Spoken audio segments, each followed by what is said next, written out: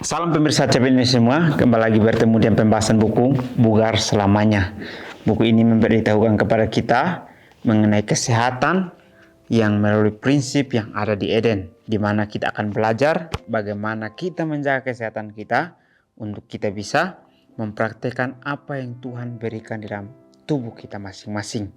Dengan kita menjaganya sehingga semuanya boleh berfungsi dengan baik sesuai dengan prinsip yang Tuhan berikan melalui kerjanya tubuh kita masing-masing. Bacaan kita kali ini judulnya adalah Suara Kesunyian. Ayat intinya terambil dalam Markus 6 ayat 31 dan 32. Lalu ia berkata kepada mereka, marilah ke tempat yang sunyi, supaya kita sendirian dan beristirahatlah seketika. Sebab memang begitu banyak orang yang datang dan yang pergi, sehingga makan pun mereka tidak sempat. Maka berangkatlah mereka untuk mengasingkan diri dengan perahu ke tempat yang sunyi. Suatu hari yang melelahkan, saya rebah ke sofa di samping tumpukan baju yang terancam jatuh ke lantai sebelum saya bisa melipatnya. Piring-piring kotor ditumpuk di wastafel dan menutupi setiap bagian permukaan meja yang kotor. Genangan jus jeruk telah mengental di meja dapur. Saya tidak ingat kapan terakhir kali itu dibersihkan, apalagi dilap. Saya memiliki setidaknya 24 jam kerja di depan saya dan secara teknis adalah waktu tidur saya.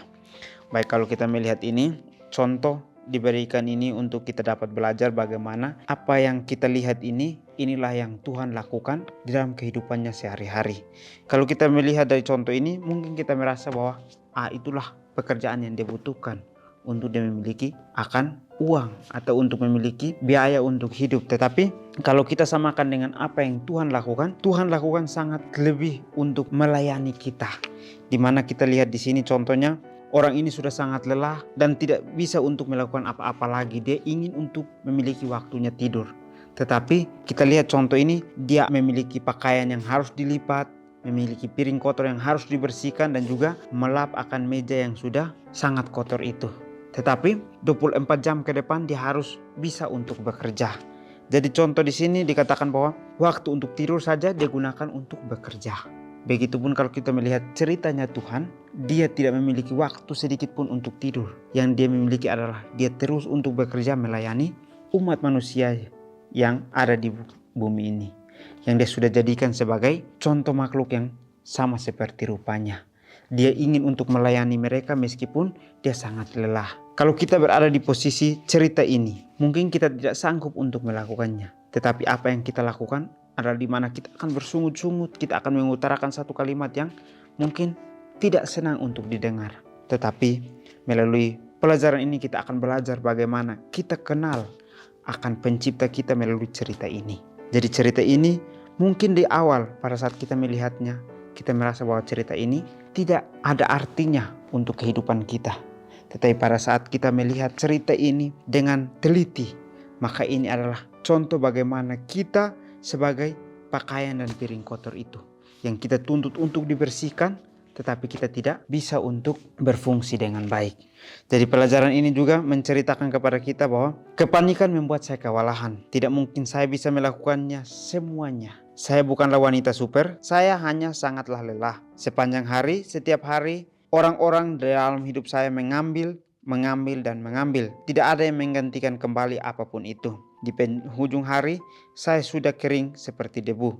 Bukan hanya tidak ada lagi yang tersisa untuk diberikan, namun tidak ada apapun yang tersisa. Titik. Bagian dalam tubuh saya mengerut. Bagian terburuknya adalah saya tahu saya akan meninggal sebagian besar pekerjaan tanpa diselesaikan. Menyeret tubuh saya ke tempat tidur dan mengulangi seluruh prosesnya besok. Dan di hari berikutnya dan hari berikutnya lagi.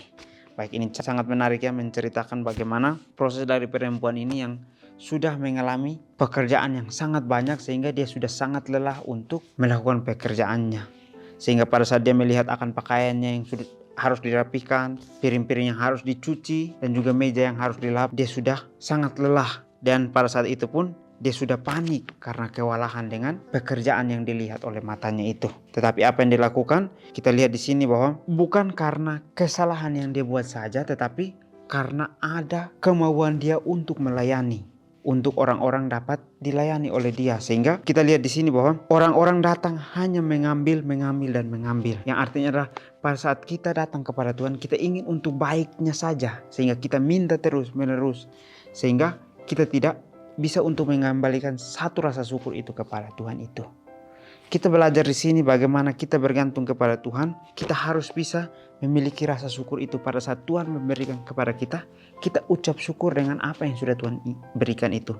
Sehingga dengan apa yang kita dapatkan itu bisa menjadi satu pujian yang harum di hadapan Tuhan. Kita lihat dari cerita ini, mungkin dia tidak memiliki apa-apa lagi. Tetapi orang masih mau terus menerus untuk mengambilnya. Sehingga dia merasa bahwa hidupnya sudah hampir meninggal.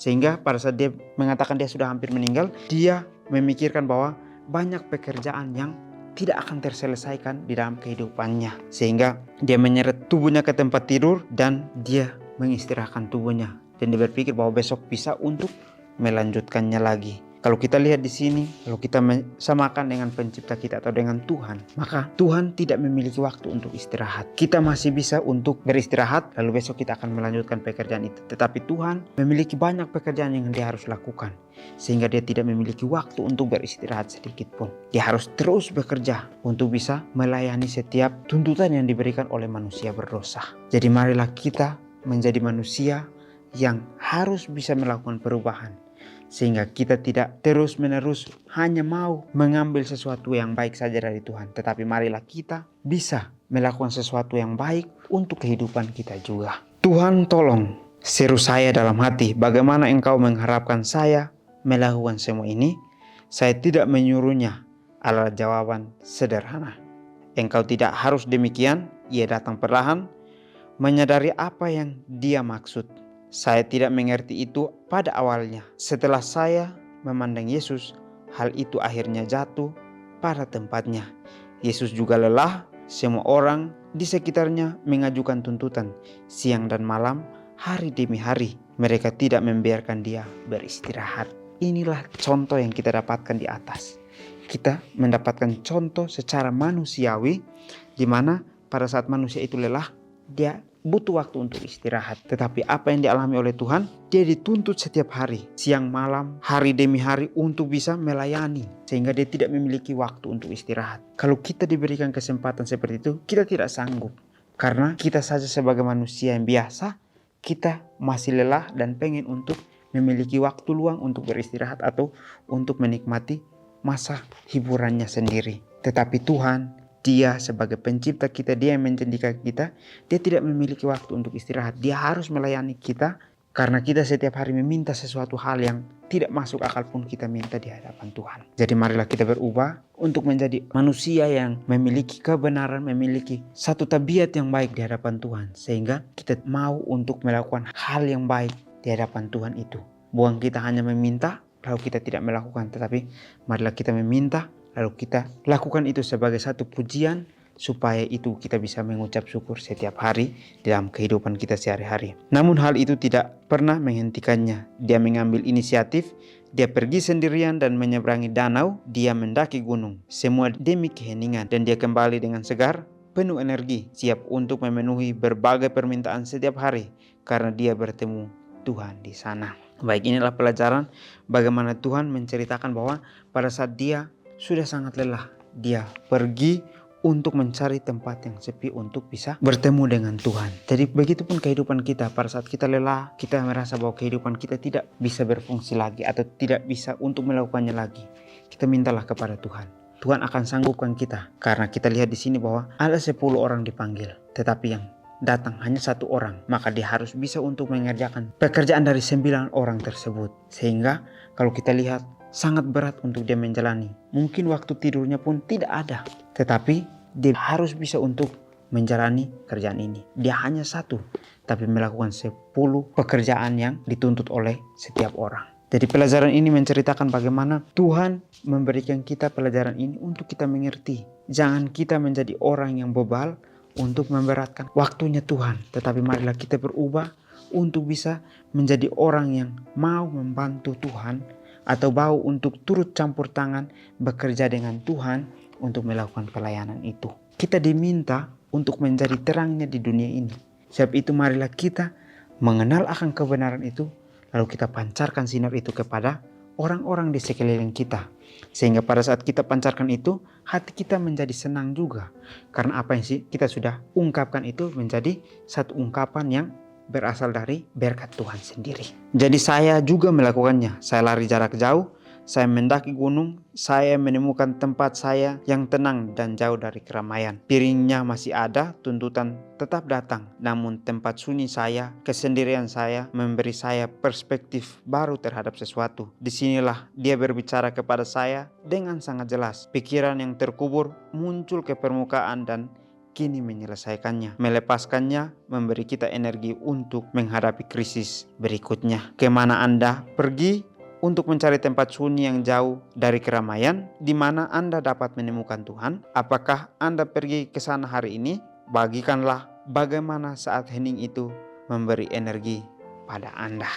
Baik, pelajaran ini menceritakan kepada kita bahwa pada saat kita merasa lelah, pada saat kita merasa sudah kewalahan, tak harus datang kepada Tuhan meminta Dia untuk Dia memberikan kita contoh yang Dia alami dalam kehidupannya. Sehingga pada saat kita mendengarkan contoh itu, kita bisa memiliki semangat lagi untuk kita bisa terus bekerja di dalam ladangnya Tuhan. Jadi contoh dari wanita ini disamakan dengan contohnya Tuhan. Contohnya manusia ini, dia masih memiliki waktu untuk istirahat.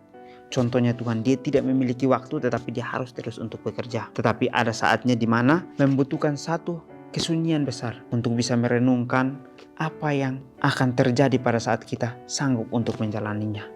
Kita memikirkan bahwa ujian ini sangat berat, tetapi pada saat kita memiliki kesendirian, kita meminta Tuhan memberikan kita hikmat itu.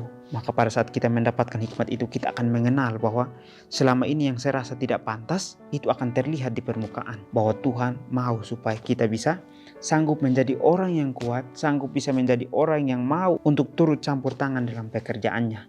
Sehingga kita boleh merasakan bahwa pekerjaan Tuhan itu sangat berat, karena semua orang menuntut untuk memiliki jawaban yang cepat di dalam dirinya masing-masing.